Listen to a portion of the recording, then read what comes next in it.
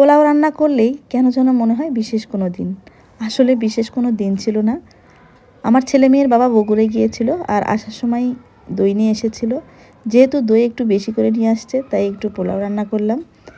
আর পোলাওয়ের সাথে আমার ছেলে ডিমের কোরমা আর খাসির মাংসের রেজালা পছন্দ করে, তাই ওর জন্য দুটোই বানালাম। আমার মেয়েও পছন্দ করে অবশ্য, তো ওদের জন্য ওই দুটো বানালাম। যেহেতু ওই দুটো খাবারই মিষ্টি তাই আমাদের জন্য হাঁসের মাংস রান্না করলাম ঝাল ঝাল করে। আজকে আমি রেজালার রেসিপিটা আপনাদের সাথে শেয়ার করব। আর রেজালা বানানোর জন্য আমি একটা কড়াইয়ে তেল দিয়েছি, তেলের ভিতরে পেঁয়াজ ভেজে নিয়েছি। ভাজার পর একটু পেঁয়াজ উঠিয়ে আমি পেঁয়াজের সাথে একটু বাদাম কিশমিশ একসাথে ব্লেন্ড করে নেব। আর ব্লেন্ড করে নেওয়ার পর পেঁয়াজটা ভাজা হয়ে গেলে এর ভেতরে দিয়ে দেব।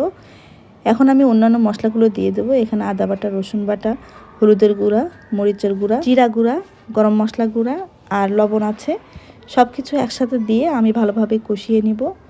কষানো হয়ে গেলে এর ভেতরে আমি দই দেব।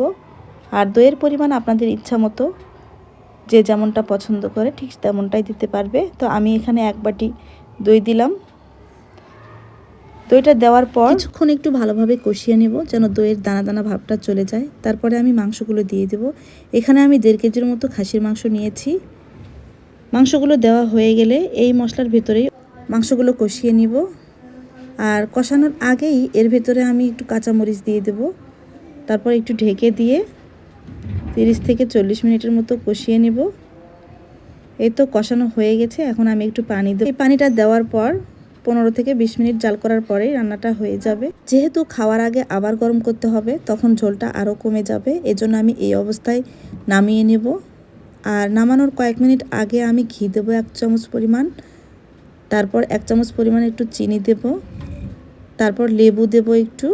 আর রেজালার পারফেক্ট একটা গন্ধ পাওয়ার জন্য, অর্থাৎ বিয়েবাড়ির মতো স্বাদ নিয়ে আসার জন্য অবশ্যই রেজালাতে কেওড়া জল দিতে হবে। আর এই কেওড়া জল যে কোনো সুপার শপেই পাওয়া যায়। এটার দামও খুব একটা বেশি না, একদমই কম। এটা না দিলে আমার কাছেও কেন যেন মনে হয় রেজালা হয়নি, মানে সেই গন্ধটা আমি পাই না দাওয়াত বাড়ির মতো। যাই হোক, এখন আমি পোলাও রান্না করে নিব। তো পোলাও রান্না করতে এসে একটা কথা মনে পড়লো। কিছুদিন আগে একটা আপু পোলাওকে প্লাও বলেছিল, আর এটা নিয়ে ওই আপুটাকে অনেকেই ট্রল করছে সোশ্যাল মিডিয়াতে। তো আমি মনে করি আসলে আপুটা ইচ্ছে করে বলেনি, হয়তোবা ভিডিওর স্পিডটা বাড়িয়ে দিয়েছিল। আর আমার মনে হয় এজন্যই এমন হয়েছিল, পোলাওটা প্লাও হয়ে গিয়েছিল। আর যদি বলেও থাকে সেটা নিয়ে এত ট্রল করার কিছুই নেই। মানুষ মাত্রই ভুল হয়, কেউ ভুলের ঊর্ধ্বে নয়। যাই হোক, আজকে রান্নাবান্না শেষ করে দিলাম। এই তো এখন খাওয়া দাওয়ার পালা। আমার ছেলে তার বাবা বসে গেছে টেবিলে, তো তাদের খাবার দিয়ে দিচ্ছি। আজকের মতো বিদায় নিচ্ছি। সবাই ভালো থাকবেন, সবাই সবার জন্য দোয়া করবেন। আল্লাহ হাফেজ।